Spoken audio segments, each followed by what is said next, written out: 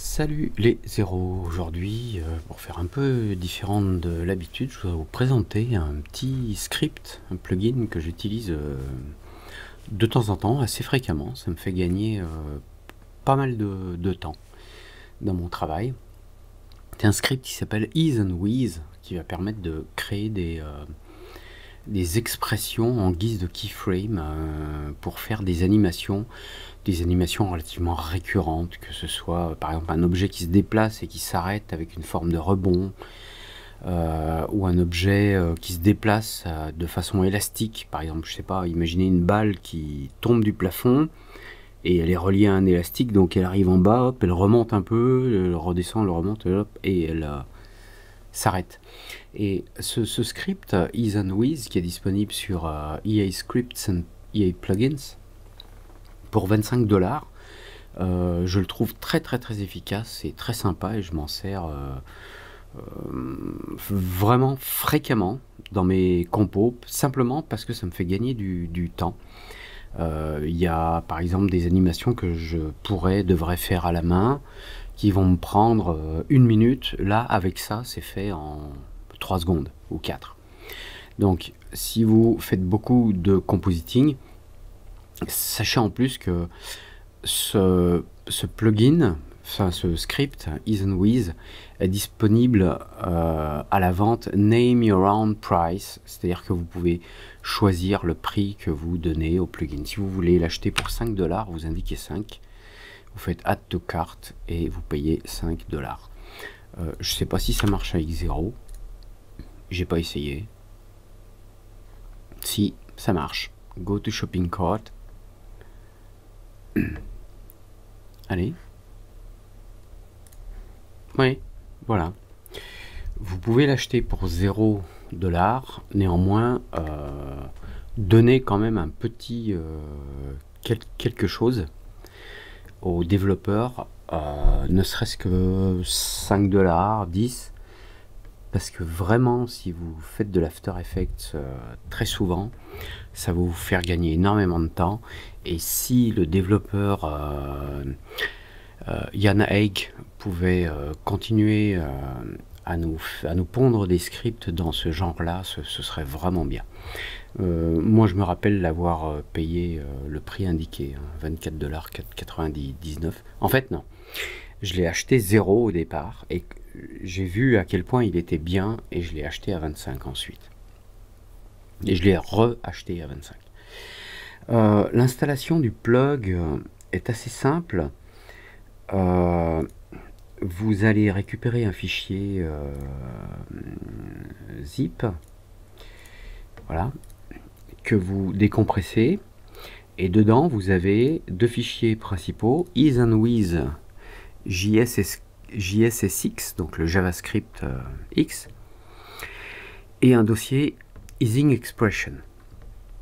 Et il vous suffit de glisser ce fichier et ce dossier dans votre programme After Effects. Donc vous allez dans C, Program Files, Adobe After Effects, alors selon votre version, Support Files. Dans les Support Files, vous avez une section Scripts, et dans Scripts, vous avez un Script UI Panels. Donc c'est les scripts qui permettent, qui sont accessibles à travers une interface, à travers un panneau d'interface. UI, c'est User Interface Panels. Et vous glissez donc ces 2 fichiers à l'intérieur. Je vais lancer After 2019.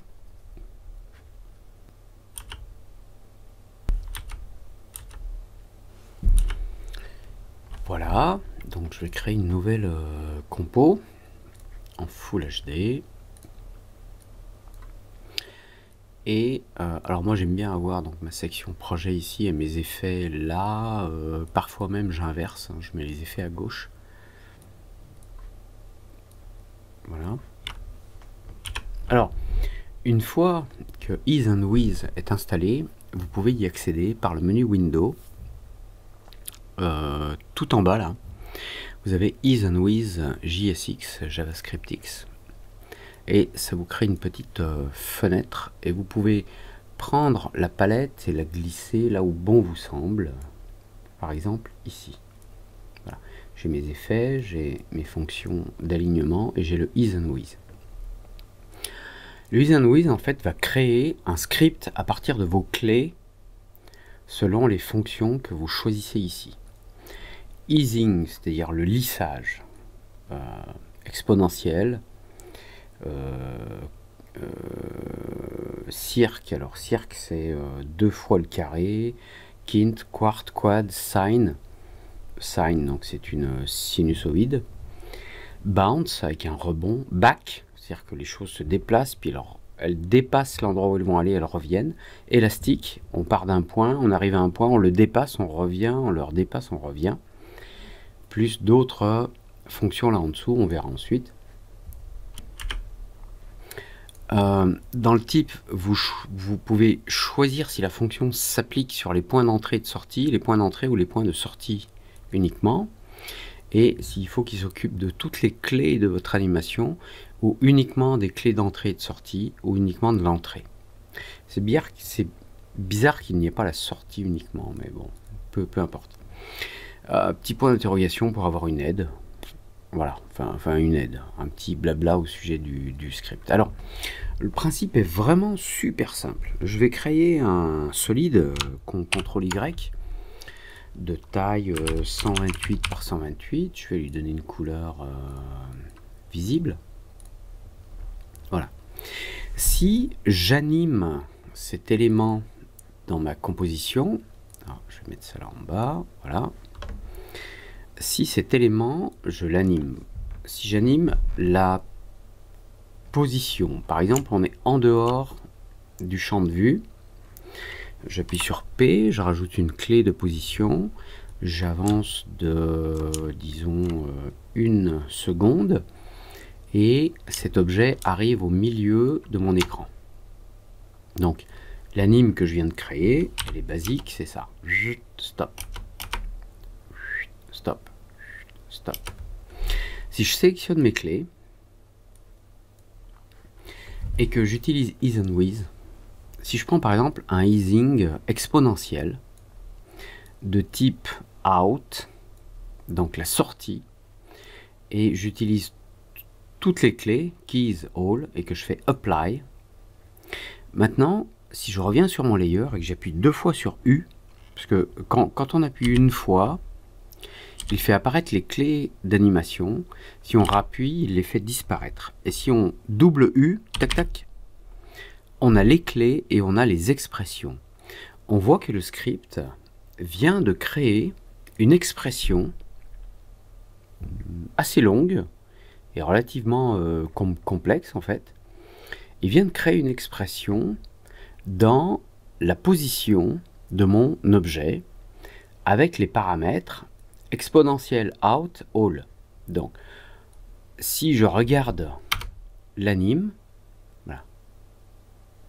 Vous voyez, le rectangle a une vitesse, enfin le carré a une vitesse très rapide au départ, et puis il ralentit fortement. Il ralentit de façon exponentielle. Alors, quand vous avez un tas de trucs à animer comme ça, alors je reprends un autre cube, hein, un autre carré, pardon. Je le duplique, je mets une clé ici, sa clé d'entrée, lui, elle est là. Vous voyez, ça crée des ralentissements de façon automatique avec des scripts. On a d'autres types de scripts. Alors, exponentiel, alors cirque, c'est pas circulaire, mais c'est moins flagrant que l'exponentiel.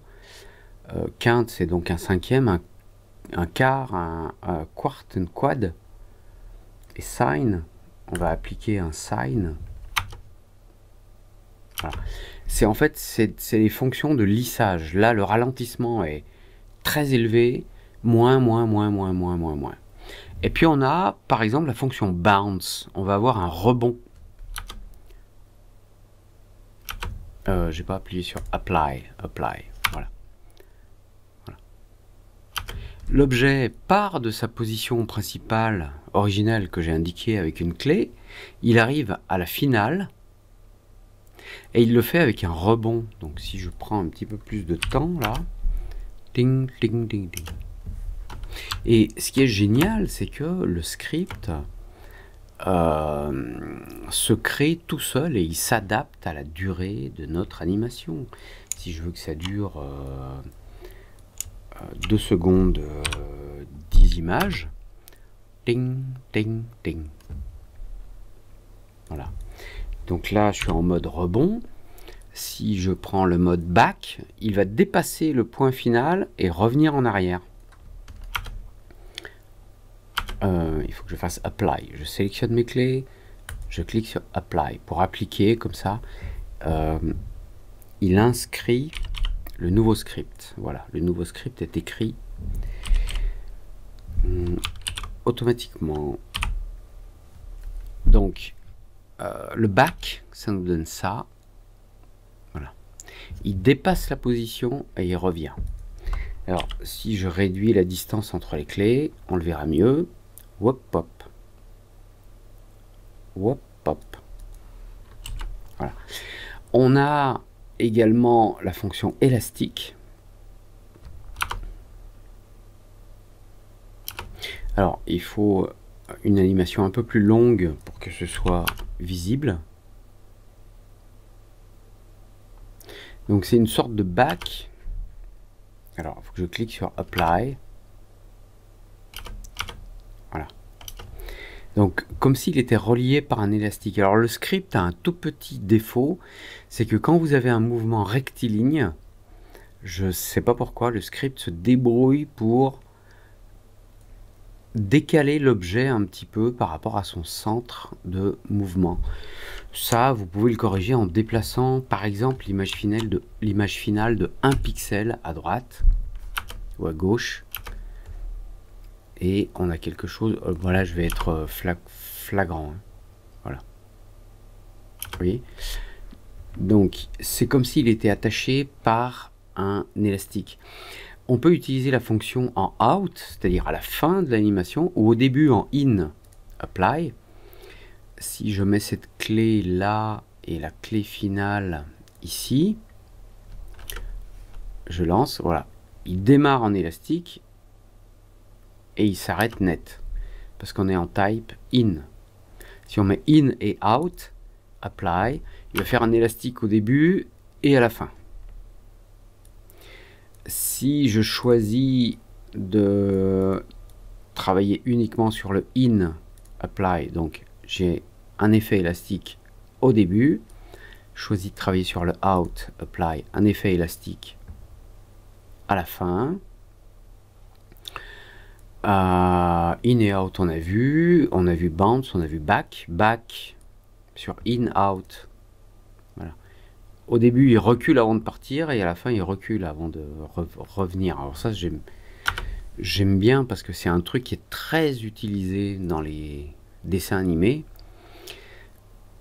Dans les dessins animés de Walt Disney, Tex Avery, pour insister sur le mouvement du personnage. Quand le personnage va se mettre à courir, il part d'un endroit à un autre, il commence à courir et puis on le voit reculer et puis boum, il part. Donc ça, c'est très intéressant d'utiliser le in-out en mode back sur le easing, puisqu'on a ça, hop là. Alors si je mets juste sur le in, il recule et hop, il part. Et il arrive à la fin. J'ai oublié de cliquer sur apply. Voilà. Il recule et hop, il part.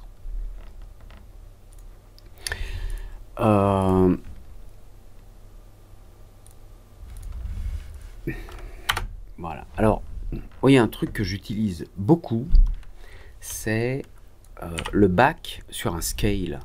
Quand j'ai un objet qui fait une certaine taille, ou même on peut prendre un texte, hein, un texte. J'ai dessiné une zone. Je vais juste faire clic. Voilà. Un texte. J'agrandis la typo. Et puis, je vais placer le texte au centre et le point d'ancrage qui se trouve là en bas à gauche, je vais le placer au centre en appuyant sur Y. Je déplace le point d'ancrage au centre de mon objet. Je vais aligner le paragraphe aussi au centre. Donc voilà, je mets ça au centre de mon objet, appuie sur V, je place l'objet là. Si je mets un scale S, scale 100, je crée une clé, je déplace cette clé un petit peu plus loin, donc à 1 seconde. Et si à la clé 0, mon échelle est de 0, donc mon texte grandit de 0 à 100 pour cent. Maintenant, si je sélectionne ces clés et que j'utilise is and with sur un back de type out, j'applique, vous allez voir ce qui se passe. Le texte grossit, il dépasse sa taille normale et il revient en arrière. Voilà, ça fait une espèce de bop. Si je déplace les clés pour que l'animation soit très rapide, qu'elle se fasse en 12 images, on va voir. Voilà. Ça donne un effet quand même légèrement plus intéressant que le même effet sans le is and with. Je vais mettre le même en dessous. Voilà. Alors, on va les regarder un par un. Donc, sans is and with, donc là on a une progression linéaire de la taille de l'échelle. Je peux éventuellement mettre un keyframe assistant is in pour ralentir le final. Je peux augmenter dans le graphe la vitesse, donc amortir la vitesse finale pour que ça ralentisse plus. Voilà, on a un texte qui a une animation où il apparaît vite et il ralentit à la fin. Mais le is and with avec le back au-dessus est très intéressant aussi en termes d'animation. Voilà. Donc, comme je dis, il dépasse la taille de 100% finale et il revient à sa place. Et ça, je trouve ça très très sympa pour faire apparaître des textes. Hop. Si je les décale un peu, ça va faire plop plop. J'ai pas décalé le bon corne, c'est celui-là. Voilà. Alors si vous mettez également du motion blur, là,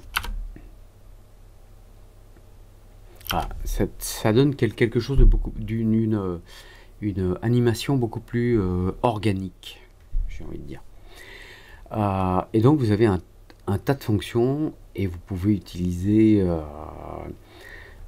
back out, back in, elastic out, back in. Donc un début en back et une fin en élastique. Je vais agrandir la distance entre les clés. Voilà. Apply. Voilà. Donc ça démarre et vous avez une fin élastique. Alors on le verra mieux ça sur un mouvement.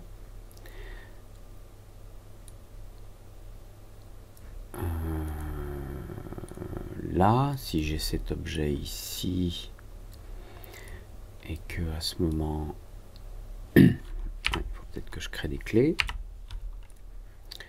là. Ok, donc je peux avoir mes clés. Voilà, une clé au début, une clé là. Donc elastic out et back in, appliquer sur le in et le out, excusez-moi, appliquer, voilà. Donc on peut avec ce simple outil is and with s'épargner le fait de, par exemple, pour retrouver le mouvement que je viens de créer ici, sans expression. Il faudrait que mon objet passe par un point intermédiaire qui se trouve là. Donc on a à peu près, enfin, on a un mouvement qui ressemble à ça. Et il faudrait que je programme à la main un ralentissement à la fin. Donc je sélectionne cette clé, keyframe is in. Ensuite je fais une édition graphique avec un ralentissement à la fin. Hop, hop. Alors que si vous placez simplement votre objet à un endroit au début, tiens, on va dupliquer, dub. J'enlève les clés. Donc l'objet est là au début. Je crée une position. Il est là à la fin. Je crée une position. Donc, ok. J'utilise Elastic Out Back In sur le in, le out, sur toutes les clés Apply. Et là, il le fait automatiquement. Et alors, j'aime bien les mouvements organiques que l'on peut obtenir avec ça. Et donc vous pouvez l'utiliser quels que soient les paramètres que vous voulez changer, que ce soit l'échelle, la position, le contenu, une variable d'un effet. Ease and With va pouvoir transformer des valeurs, qu'elles soient de simples valeurs comme la rotation, ou des valeurs à 2 dimensions ou à 3 dimensions. Il va appliquer l'effet sur toutes les dimensions propres à la valeur que vous essayez de changer. Voilà, j'espère que je vous ai convaincu. Moi personnellement je l'utilise fréquemment. Dans la plupart de mes compositions, il y a un moment ou un autre où hop, un petit Ease and With là, parce que ça me fait gagner 1 minute. Allez, à bientôt pour un nouveau tuto.